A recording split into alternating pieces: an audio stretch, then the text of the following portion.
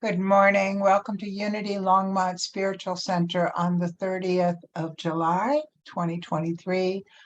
I'm Dava Money, the spiritual leader. I'll be speaking of grace today, and we are blessed to have Gayan Long with us to provide music.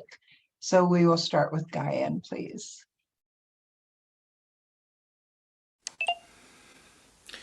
Thank you, Dave. It's so lovely to be with you all this morning. Where I'm looking out, there's an amazing purview over a valley, and I can see the Continental Divide, part of the Indian Peaks Wilderness area. And so, wherever your purview is, I'm bringing that expanse to you as we begin. I'm a dear friend of Teresa Storch and her husband Peter, so I was grateful when Teresa said, would I be willing to do this while she's traveling? And Dave and I met at Teresa and Peter's wedding celebration, and that was very beautiful. So now that we're all family, let's sing together. You're welcome to sing this if you like, otherwise I'm happy to serenade you. It's a song from Hawaii, but it's in English. The words are ancestors, sky people, all here today. Hear my heart song. Hear my respect. Hear my love. Hear my grateful tears fall. I am truly blessed. You are truly blessed. We are truly blessed.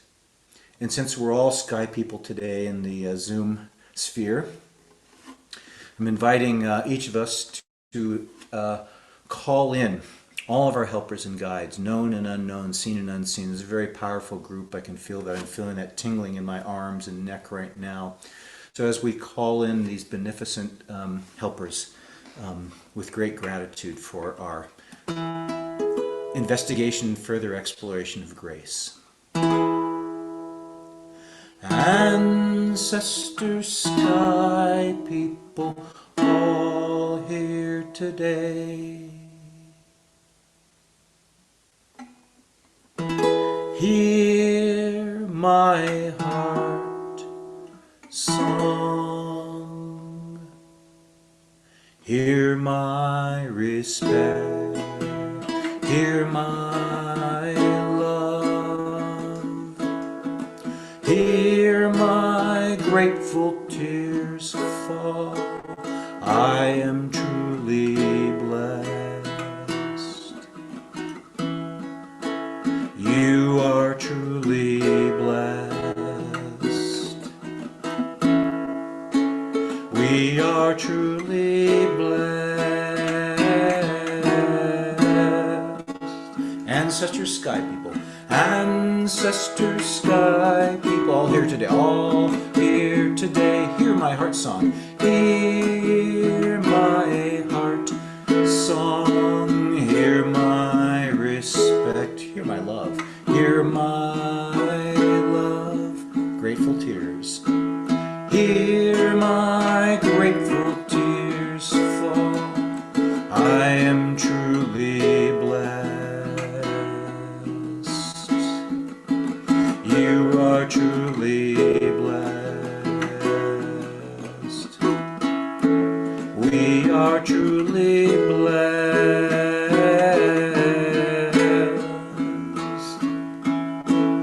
Ancestor sky people, all here today.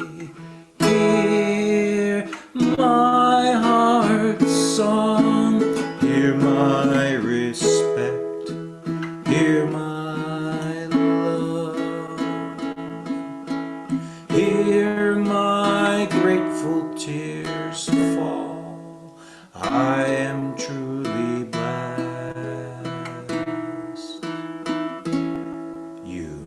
You are truly blessed.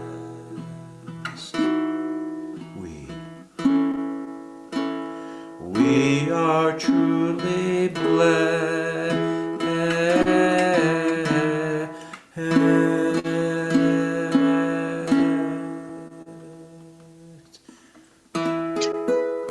And so it is. Thank you so much, Gayan. It's at this time that we go into prayer together by taking a breath being fully present in our bodies, our minds, our hearts, our spirits. We are truly blessed presence. We are truly blessed this morning. Beloved presence, present everywhere. We open up to all the guidance, ancestors, sky people, animals, totems, whatever form of guidance speaks to each of us individually. And as a whole, we're always open to the divine presence within us, around us, everywhere. This morning, we look at grace, we experience grace, and we bestow grace on each other. For this and so much more, we are grateful. We say thank you. And so it is. Amen. And we will hear from Gayan again.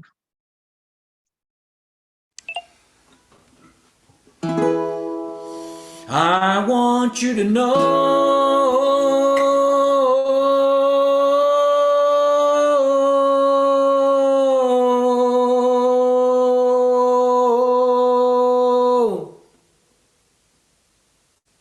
that I love you so.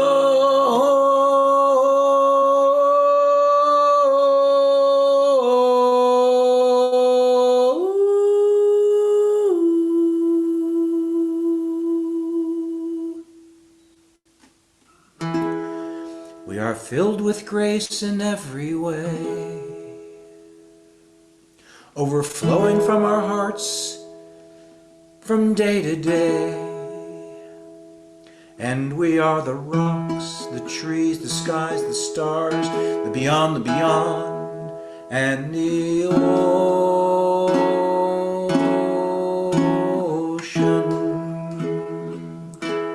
There is so much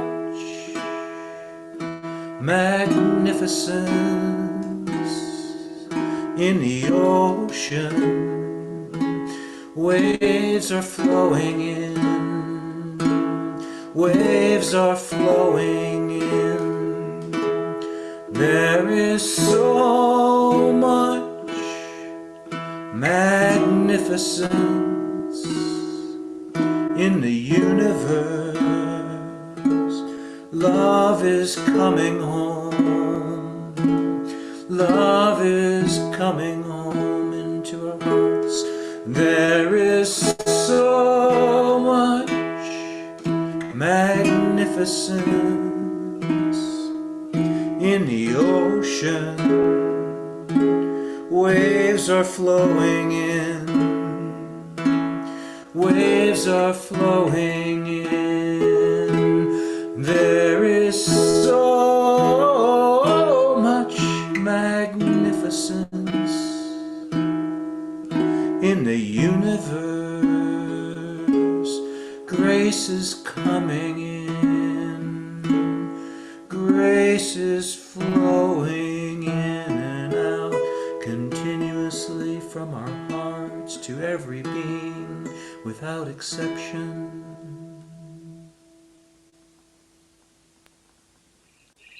Magnificent. Thank you. Thank you. So last week, we talked about the evolution of consciousness. That's one part of our journey, and it requires going beyond either or and moving into both and. It is moving beyond duality to unity consciousness. Richard Rohr says it this way: the one is the way to the many, the specific is the way to the spacious, the now is the way to the always, the here is the way to everywhere, the material is the way to the spiritual, the visible is the way to the invisible. When we see contemplatively, we know that we live in a fully sacramental universe, a sacramental universe where everything is an epiphany. I think grace brings us epiphanies. They may be small, they may be huge, but they definitely impact us. They impact us in so many ways, including to remind us of who we are. So I'm going to share some of my experiences of grace. I hope that they touch you in some small way. Long ago, I would notice as I was driving around the Beltway or other streets around DC that the street lights would pop on and off as I would drive by. And I didn't know what to make of that, but I could actually feel like a little pop in my body. So it always brought my attention to the moment, for which I am grateful. One evening around 1980, I stopped my car and parked under a street light, and I tried playing with it, where I would say off and it would go off, where I would say on and it would come back on. And I did that several times until I got scared. I didn't know what it meant. I didn't know if I was participating with something larger than myself or if I was making something happen. And it was the idea of making something happen that was particularly frightening to me. Years later, I learned that Bella Ruth Naprasek, a social worker, did research on medical intuitives.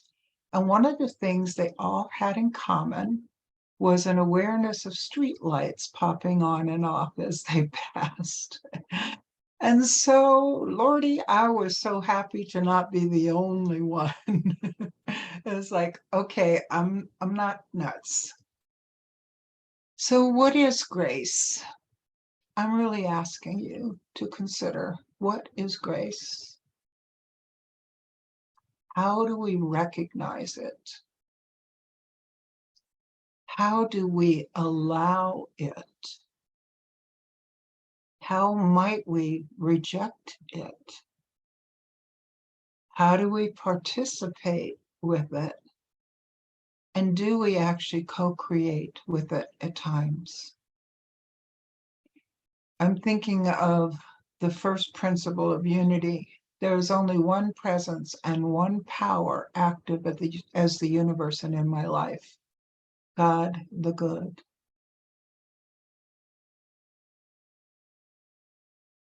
Has grace played a role in your life in finding unity? Has it played a role in your life in finding this particular community?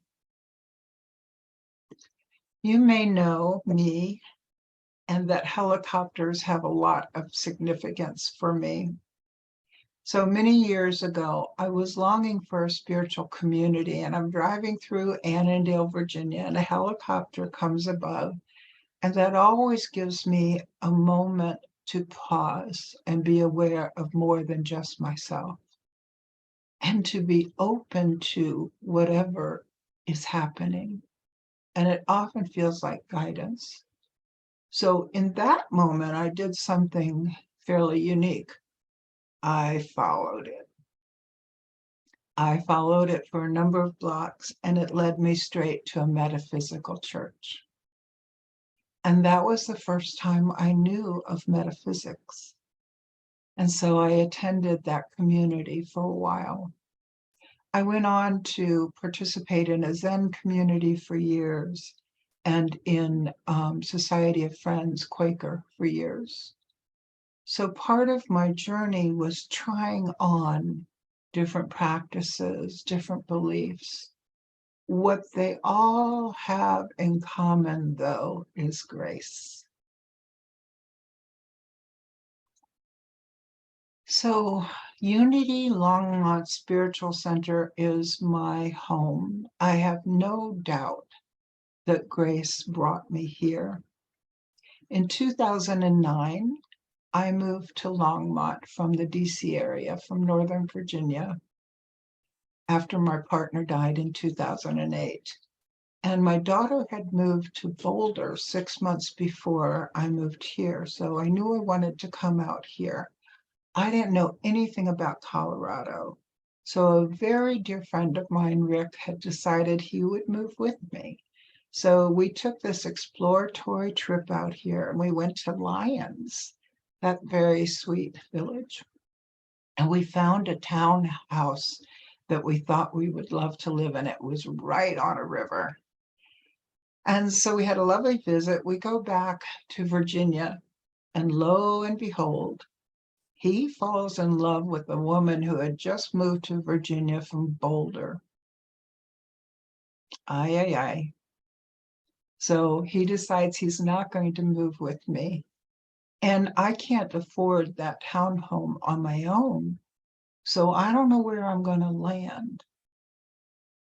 But he was so gracious and he helped me pack up my house. And the day that we filled the truck, there was this huge black snake that stretched itself out between the front door of my home and the truck. Y'all might know how I feel about snakes. It was there for hours. We had to work around it or step over it. Rick was comfortable stepping over it. I had to walk around it. There was something different about this snake in that it was so still, it was so quiet, that I got sort of accustomed to it.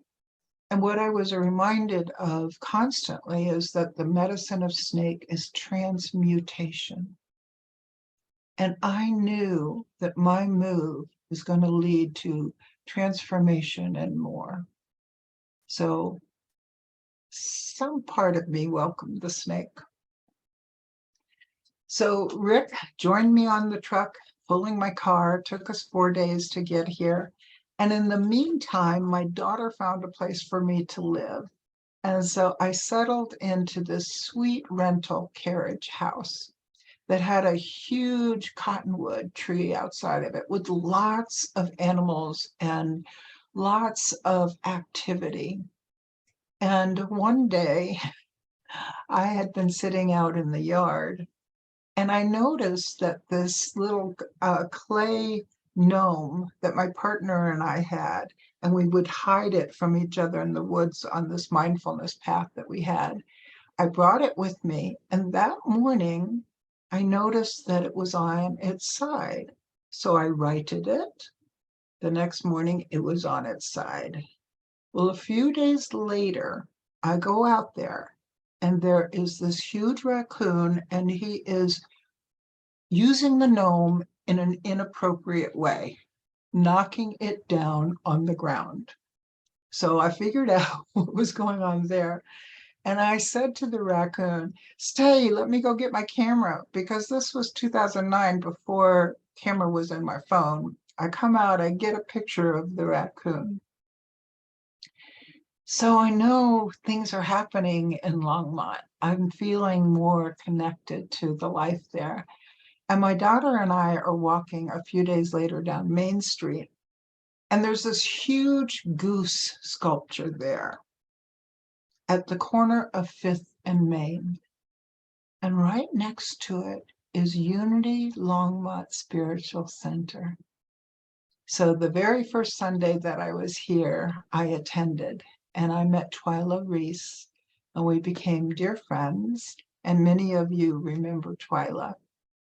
And when she left in 2013 to go to California, I took over leadership here, for which I'm always, always so blessed and honored and amazed at, because that was grace. It wasn't in my plan.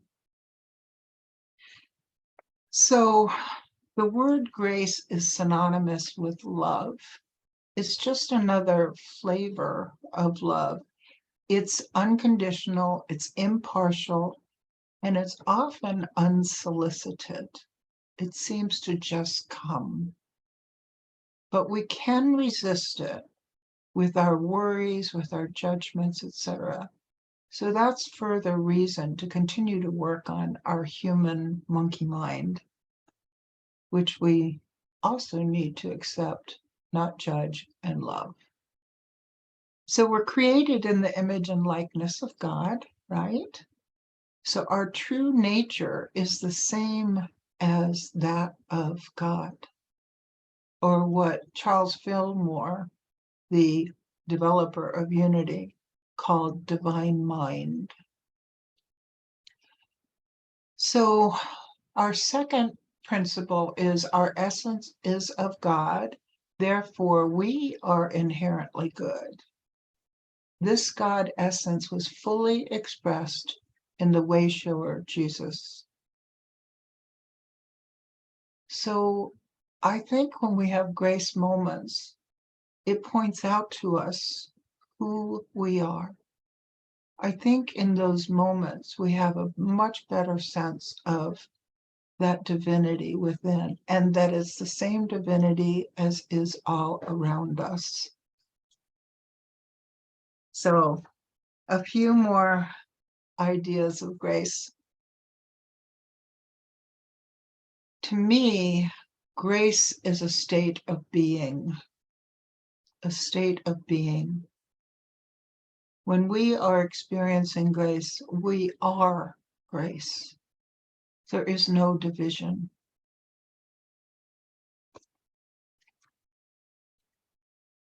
In Zephaniah, it is said, "The Lord your God is in your midst, a warrior who gives victory. He will rejoice over you with gladness. He will renew you in his love. He will exult over you with loud singing." So listen for that loud singing. Thank you, Gayan, for bringing that this morning.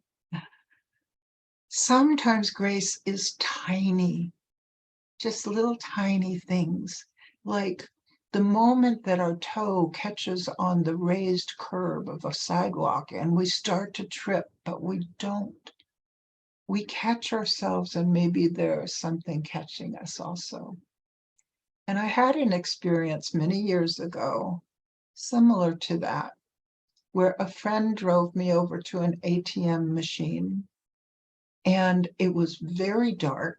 I got out of the car. I did not see the curb right there as I got out, and I tripped. Both feet went back. And it was the slowest descent I could ever imagine. And I landed on the ground with such softness. I went and got my money and got back in the car, and she said, "What was that?" And I said, "I don't know." Now I might say that was grace. So she told me of a story that happened with her in Pennsylvania years before. She was driving on a very snowy, icy road in a Jeep, an old Jeep without seatbelts. And the Jeep slid off the road, heading toward a ditch. And something pressed her chest so hard that the buttons of her shirt popped off. And she landed safely in the ditch. So let us pay attention to these moments. I don't think they're accidental. And they certainly call our attention. One day, I've shared this story before, but I'll bring it up again. One day, on Christmas Day, my daughter and I were walking on a mountain in Arizona, and it was a very narrow trail, and I was in the lead. So we're chatting as mother and daughters do, and I keep turning my head back to her to complete my very important sentence, right? And all of a sudden, I have that sensation of something pushing my chest and pushing me directly into my daughter. I didn't stumble. And so I turn around, and about 1.5 feet away from us is a rattlesnake coiled up, and it's facing the direction we're going. And what it's looking at is a man, a woman, and a German Shepherd. So all of us are suspended in this moment of grace. And my daughter and I find a way to get off the path and get around it. And I am so grateful, as I am sure the rattlesnake is too, for that. Sometimes I think grace is especially evident in children because they're so open. You know, they don't have all these preconceived notions of how the world should work. They're just present in their moments. And when my granddaughter, who is now 21, was about 9 months old, maybe a little younger, we were all on a plane and there was this huge turbulence going on. And all the adults were grasping their chairs. Their faces were, constrained and tight and anxious looking. And she is sitting on a lap going, baby sign for more, more, more. To her, it was a ride. How do we get back to that? How do we get back to, oh, it's a ride? So when she was 4, she said something that just struck me. Does a spider know it's a spider? Does a spider know it's a spider? That struck me as being very profound. What it brings up for me is, do we know who we are? Do we know what we are? Do we really grasp and understand that we are fully human and fully divine? Fully human and fully divine. Eric Butterworth says, we must begin by knowing our Christ potential, not by struggling to become spiritual. We already are fully spiritual. Christ potential. What does that phrase mean to you? For a long time, I found it kind of scary. Now it sounds like an invitation to grace. So our unity belief is that we have a spark of divinity within us. We are expressions of the divine. Just like that rattlesnake, just like that black snake, just like that raccoon, each and every one of us an expression of the divine. Emily Cady says, we must learn how to be still and let spirit, I am, work in us, that we may indeed be made a new creation. And says, you are a vessel for some purpose. We are a vessel, the I am vessel, for some purpose. Do we know what that purpose is? Do we know who we are? And I think that purpose might look different for each of us. And maybe that purpose has something to do with grace. So it is grace that demonstrates our purpose as we become increasingly aware of the I am-ness of us. I am. I believe as we follow our intuition, we increasingly meet that goal. And last week I talked about one of the things that helps us follow that intuition is to practice stillness, to practice silence. It's easier than for me, for sure, to get that message, to get that urge, to get that invitation. So Rob Bell, in his book, Everything is Spiritual, which our book group read years ago, has a delightful story about this. A woman goes on a quest to answer the one most important question: who am I? She sets out from her village and she hikes up the nearest mountain because she's heard there's a wise yogi living up there in a cave. She hikes for a day and comes to the yogi's cave. She enters, she bows, she sits down and asks the yogi, I'm on a quest to find the answer to the question, who am I? The yogi shakes her head and replies, that is far too profound a question for someone like me. I cannot help you.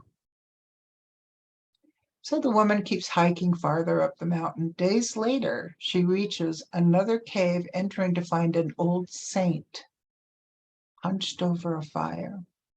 She sits down and asks, can you help me? Who am I? The saint smiles. Oh, that is beyond me. The woman leaves and keeps going higher up the mountain until she is above the tree line, and it's cold and windy. And after several days, she arrives at another cave where she finds an old woman alone on a rug. She sets down her pack and asks, who am I? The old woman looks her up and down and then arches an eyebrow and smiles as she says, who's asking? Who's asking?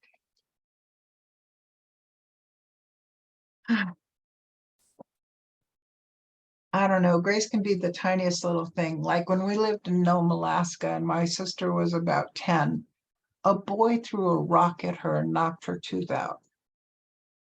His father was the only dentist in town. That might be a little Grace. Sometimes it comes with discomfort. Many years ago, maybe about the late 70s, early 80s, it was winter. I was going to play an indoor soccer game. And I'm saying goodbye to my family as they have the TV on. And a commercial, an old commercial, some of you might remember this, of American Express comes on, and Carl Malden is the spokesperson. And my first thought is, that is the biggest nose I have ever seen. So I go off and I play indoor soccer. I don't know if you've played, but it's really fast. And so the ball comes at me. I stop it with my chest, I drop it at my foot, I kick it as hard as it can. It hits this wall, it hits that wall, it comes back at me, it hits the floor, it comes up and hits my nose, and then drops to the floor. I hit it, it goes the exact same path, comes back and hits me in the nose. So you know what I look like going home. I look like Carl Malden. So I think that was Grace teaching me something about judgment. I've shared this brief story before too, where I was walking with a friend in the woods and she was behind me. And again, I'm doing that talk thing, but I look forward and I see the head of a turtle come up over a little rise. And I turn to her and I go like this. And we watch the turtle roll backwards down the hill. And that was so confusing. Did I know that or did I cause that? I still am not super sure about the answer. I'm closest to saying I participated in it in some way.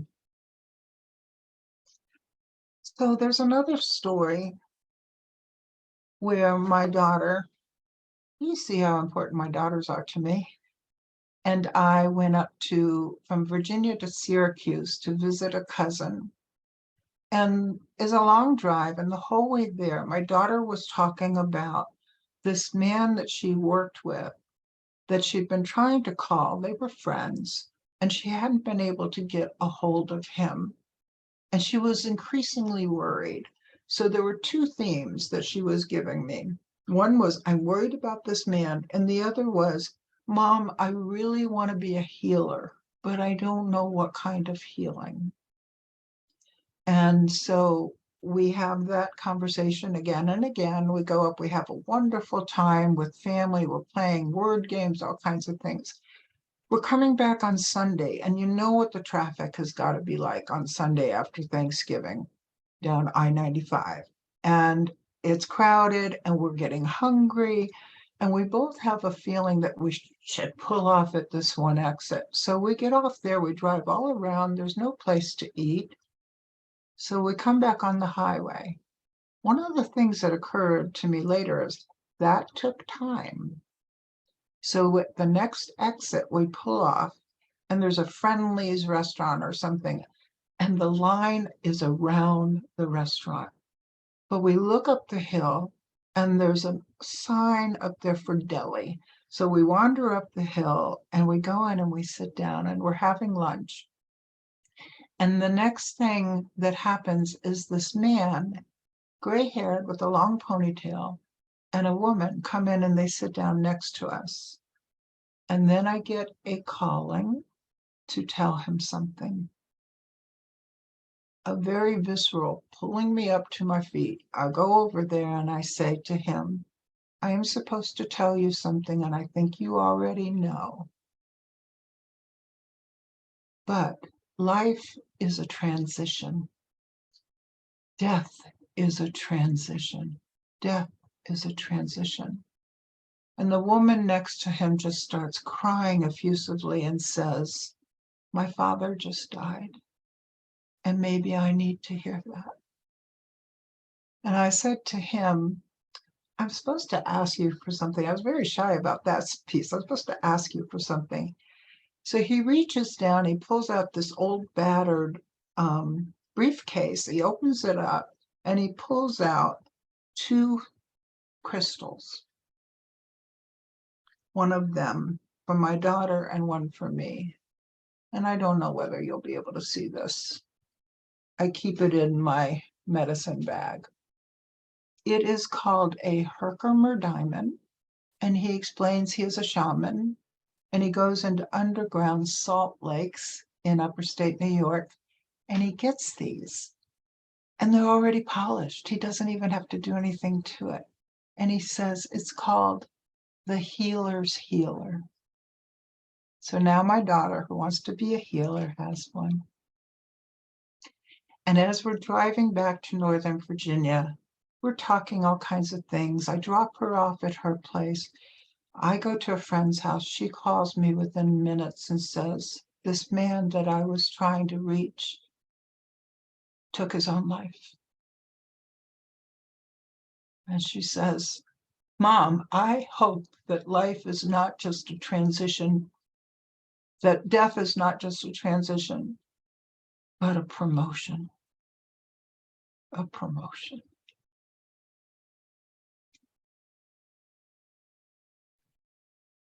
So she asked me to come over. So I went over, my friend came over. And while we were there, we met this beautiful woman named Natural. And she explained her father had just recently died. And she'd gone to his funeral and she was supposed to sing at his funeral and she couldn't do it. So she took a breath and she sang Amazing Grace. The most beautiful, beautiful gospel sound of the world.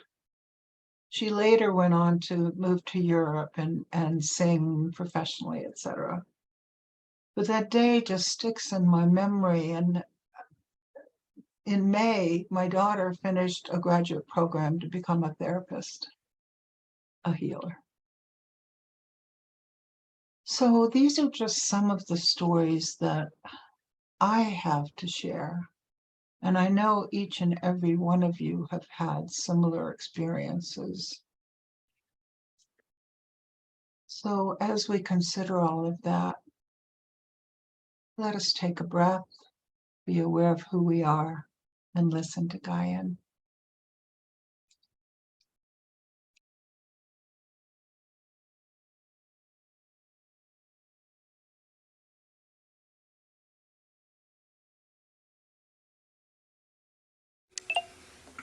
Wow.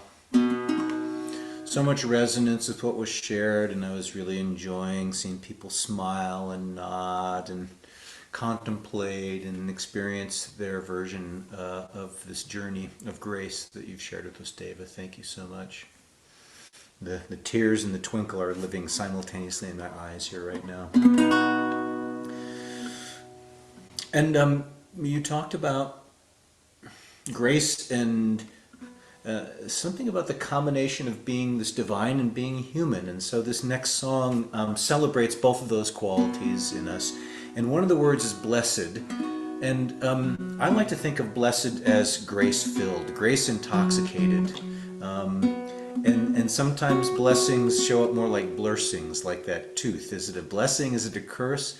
Well, it's bigger than either singular thing. It's non-dual that way. Sorry. Tuning is good. There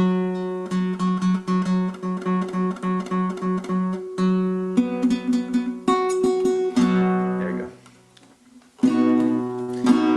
I am free now as a soaring bird. Be the one I'm here to be. Yes, I am now. I am free now as a soaring bird. Be the one I'm here to be. I am grace-filled. I am healed. I belong and I am free. I am grace-filled. I am healed. I belong and I am free. La la la la, la la la, la la la la la, la la la la,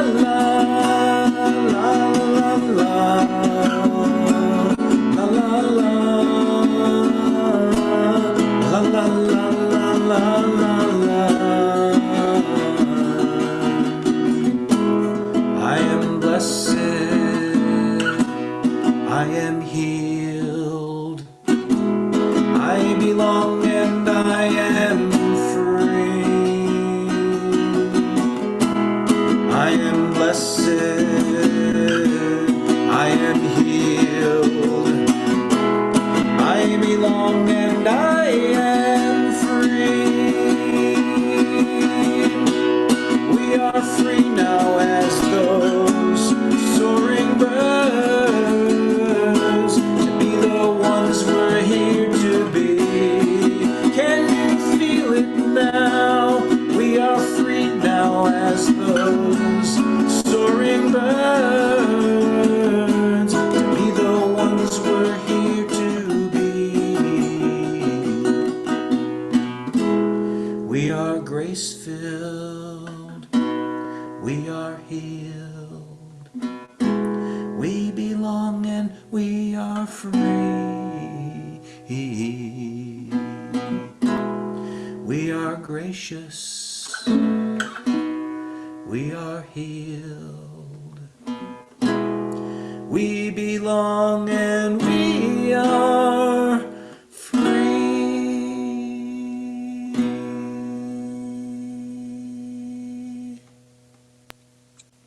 Thank you so very much. Perfect.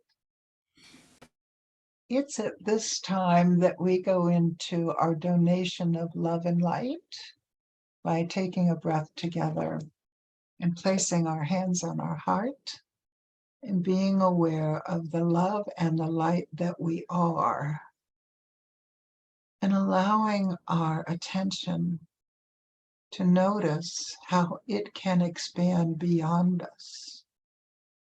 This love, this light, we can simply share it by being aware of it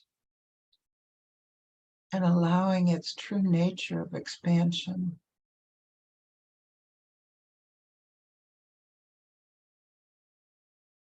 We may choose with whom to share it or allow it to go where it is needed.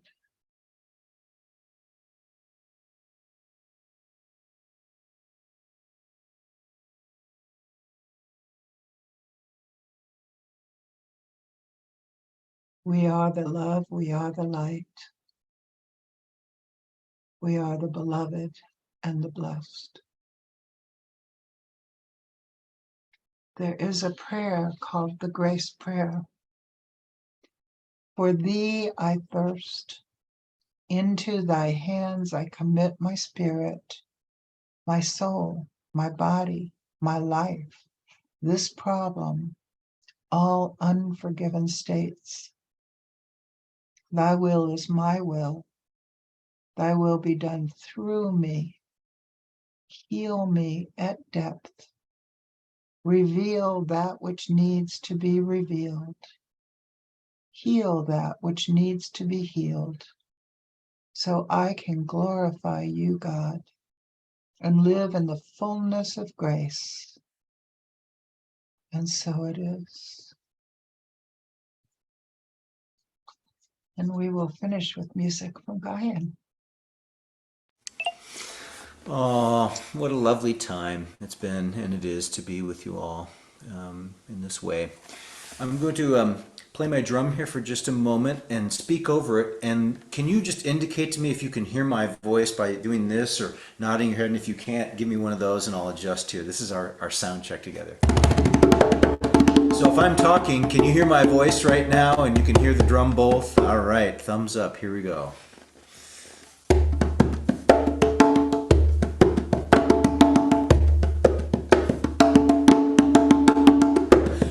Como aye como ande como aye como ande como aye como ande como aye como ande makudo iwe makudo iwe makudo iwe Makudo iwe.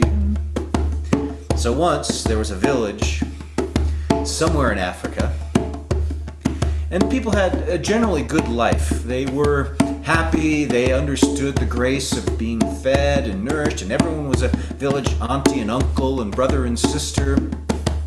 However, occasionally they would run into some problems and they would take themselves much too seriously. And one of these occasions, when they were taking themselves much too seriously, the guardians of the village, who were actually baboons, marched into the village and they walked in. And as they walked in, the children were in awe, seeing these baboons coming in so close. And the elders were in awe because they had not seen the baboons for perhaps a decade or two come in this way. So the elders were called and everyone gathered together in a circle just like we are now.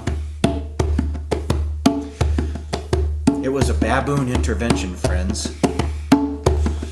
And so the baboons said, look, you all have such beautiful lives. You just have to remember your divine nature. And when you take yourselves much too seriously, you forget to play and dance and sing and be in nature and be infused and intoxicated with the mystery and with the divine. So come to the mountains with us. Come and sing and listen to stories being told about grace and beauty and love and cherishing. And so that's what the people did. They went up into the mountains and they danced and they sang for days and days and days, and they were no longer taking themselves seriously. They were so happy and free, just like you and me. And so as they went and prepared to leave back to their village, the baboons said, now, we're going to teach you a song that is a reminder, so that if you forget and start taking yourselves much too seriously, you can sing this song and remember that we come and dance and sing together. And it goes like this. Kumo como, aye, kumo como ande. And that's the reminder of the baboons, the kumo como. Come to the mountains, sing and dance and play and be yourselves and be free. Makudo iwe. Makudo, the baboon, call on us when you need. Call on your guides and helpers. Iwe, to come. So the people went back and they were very happy, and when they started to take themselves a little too seriously, they sang in this way. Kumo como, aye, kumo como ande, kumo como, aye.